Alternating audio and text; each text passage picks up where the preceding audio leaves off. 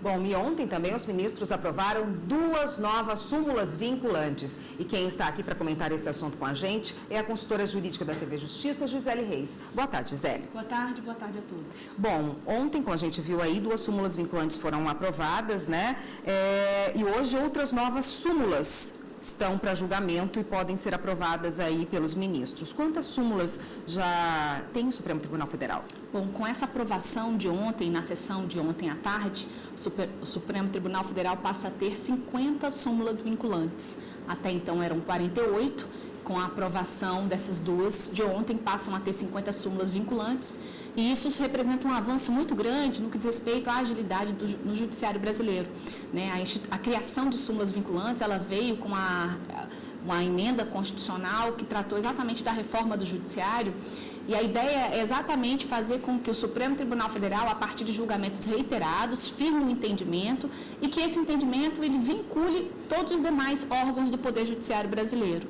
Então, nós tivemos nessas 2 situações da sessão de hoje à tarde, foram súmulas ordinárias, ou seja, era um entendimento que já existia no Supremo Tribunal Federal e que foram convertidas em súmulas vinculantes. Uma das súmulas tratou sobre a questão do princípio da livre concorrência e a outra súmula sobre o princípio da anterioridade no que diz respeito ao direito tributário. A que tratou, né, a proposta de súmula vinculante 90, que foi aprovada, ela tratou exatamente da questão da competência do município em relação a esse tema. O Supremo Tribunal Federal entende que é inconstitucional, que ofende o princípio da livre concorrência, o município que cria lei para impedir que estabelecimento do mesmo ramo seja impedido de ser instalado numa determinada área. Então, o município não pode criar, por meio de uma lei municipal, esse tipo de impedimento. Uma outra proposta de súmula vinculante também aprovada, que foi a de número 97, ela estabeleceu sobre a questão do princípio da anterioridade, né? Os tributos, existe um princípio que se aplica na questão do direito tributário, que uma lei que institui o tributo, isso significa dizer que se ele foi instituído num ano, ele só pode ser cobrado no ano seguinte ao exercício da criação daquela lei. E o Supremo Tribunal Federal entendeu que quando a lei altera só a data para a cobrança do tributo, isso não se sujeitaria ao princípio da anterioridade. Então, foram esses 2 entendimentos simulados, agora tem efeito vinculante, ou seja, são obrigatórios. E na pauta de hoje, quantas súmulas estão para ser julgadas? Nós temos ao todo 3 súmulas vinculantes que podem ser analisadas. Uma delas, inclusive, trata sobre a questão da competência da Justiça do Trabalho. O Supremo Tribunal Federal, recentemente, ele teve a oportunidade de analisar um recurso extraordinário com repercussão geral reconhecida, que tratou exatamente da competência da Justiça Trabalhista para poder executar contribuições previdenciárias. E o que os ministros, na verdade, concluíram, né, o entendimento que prevaleceu na Suprema Corte, foi no sentido de que a Justiça do Trabalho só tem competência para executar essas contribuições, para cobrar essas contribuições previdenciárias, quando elas decorrerem de sentenças condenatórias proferidas pelo próprio órgão. Então, essa é uma das 3 súmulas vinculantes, das propostas, né, que estão previstas na pauta de julgamentos de hoje, é exatamente em relação a esse tema. Tá ótimo, Gisele. Daqui a pouco, então, a gente volta no próximo bloco para falar das outras previsões de julgamento hoje para o Supremo Tribunal Federal. Um minutinho, por favor. Ok.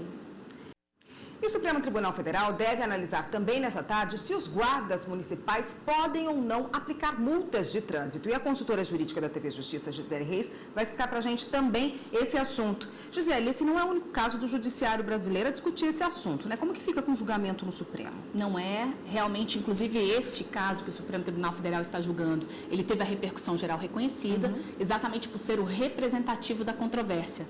Existe, de fato, uma controvérsia. A gente tem uma informação, inclusive, do próprio Supremo Tribunal Federal, no sentido de que 23 processos aguardam o julgamento deste recurso extraordinário para que eles possam, então, ter uma decisão que vai depender desse posicionamento que os ministros deverão determinar na sessão de hoje à tarde. É um julgamento, na verdade, que já se iniciou, os ministros devem prosseguir. E o interessante é exatamente o que está sendo questionado neste recurso extraordinário com repercussão geral reconhecida, é uma lei, né, que acabou instituindo a Guarda Municipal de Belo Horizonte, e dentre as atribuições da Guarda Municipal, eles teriam competência para fiscalizar trânsito e impor multas.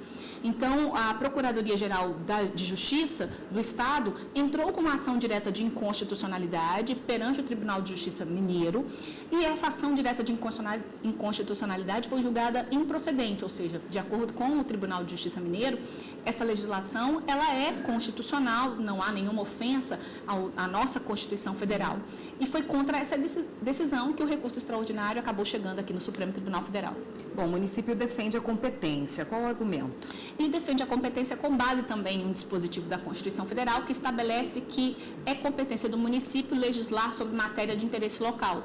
Então, de acordo com o município, os guardas municipais, eles teriam possibilidade sim de aplicar multas de trânsito, até porque situações como excesso de velocidade, como estacionar em local proibido, seria sim interesse do município, e que essa atribuição que é dada aos guardas municipais não ofenderia em absolutamente nada a atribuição conferida à Polícia Militar, que não haveria, então, nenhuma intromissão na esfera de competência de atribuição das polícias militares do Estado.